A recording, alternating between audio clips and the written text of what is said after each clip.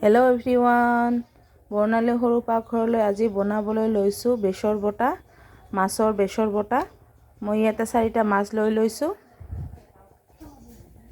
মোৰ কেৰাহী গৰম হৈ গৈছে, সৰিয়হ তেল দি দিছোঁ। এতিয়া মই মাছখিনি ভাজি ল'ম।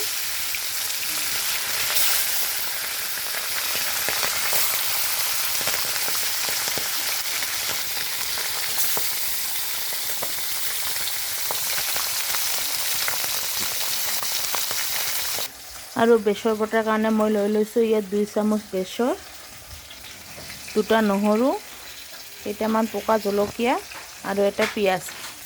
আৰু মোৰ মাছখিনি ভাজা হৈ গৈছে, মই এতিয়া নমাই ল'ম।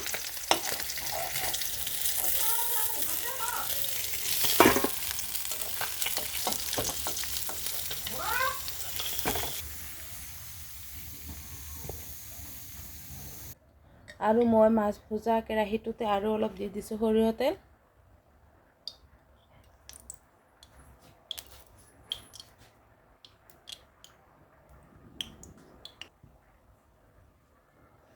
আৰু মোৰ তেলখিনি গৰম হৈ গৈছে, আৰু এতিয়া পুৰণ দি দিছোঁ পিঁয়াজ।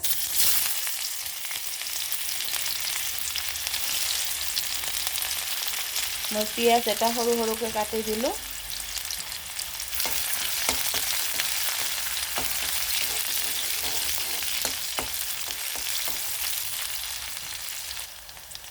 ক'লা জিৰা আধা চামুচতকৈও কম পুৰণ দি দিছোঁ। মই বেছৰ বটা বনালে মই মিক্সিত পেষ্ট নকৰোঁ, মই শিলনোড়াতে বাটি লওঁ, কাৰণ বেছৰখিনি মিক্সিত পেষ্ট কৰিলে ভাল নালাগে। আৰু এতিয়া মই শিলনোড়াত বাটি লৈছোঁ নহৰু আৰু পিঁয়াজ, জলকীয়া আৰু জিৰাৰ গুড়ি। এতিয়া মই এইখিনি দি দিছোঁ।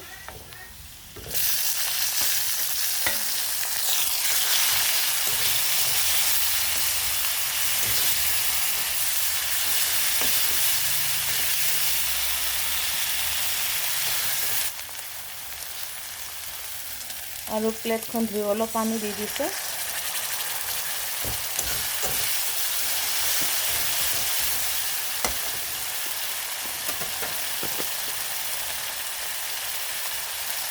হালধিৰ গুড়ি আধা চামুচ,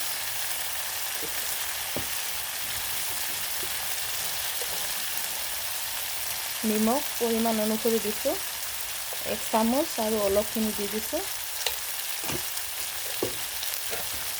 আৰু মই এতিয়া মছলাখিনি 1 মিনিট ভাজি ল'ম।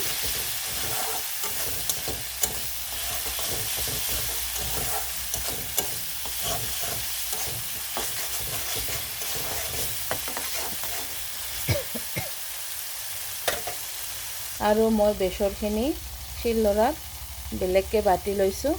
এয়া চাওক, এতিয়া বেছৰখিনি মই পানীৰে গুলি ল'ম।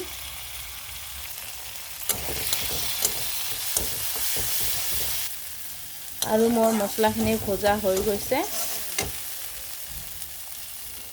মই এতিয়া পানীৰে গুলি লোৱা বেছৰখিনি ওপৰৰ পানীখিনি দি দিম। মই ওপৰৰ বাকলিখিনি এনেকৈ চেকি পেলাই দিম।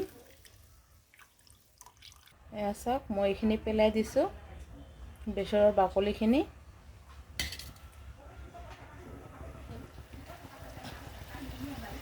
আৰু মই 2টা কেঁচা জলকীয়া দুফাল কৰি দি দিছোঁ।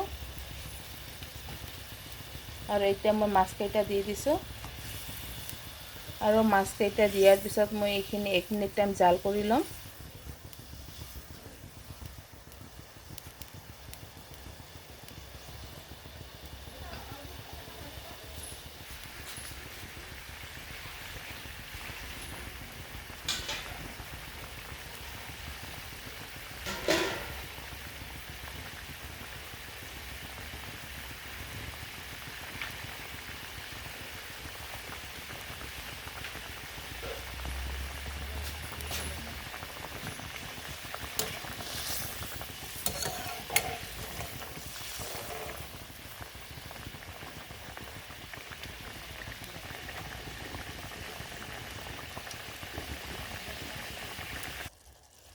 আৰু 1 মিনিট টাইম জাল কৰাৰ পিছত হৈ গ'ল।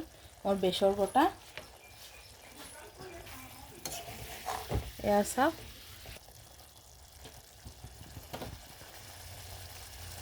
মই এতিয়া গেছ বন্ধ কৰি দিছোঁ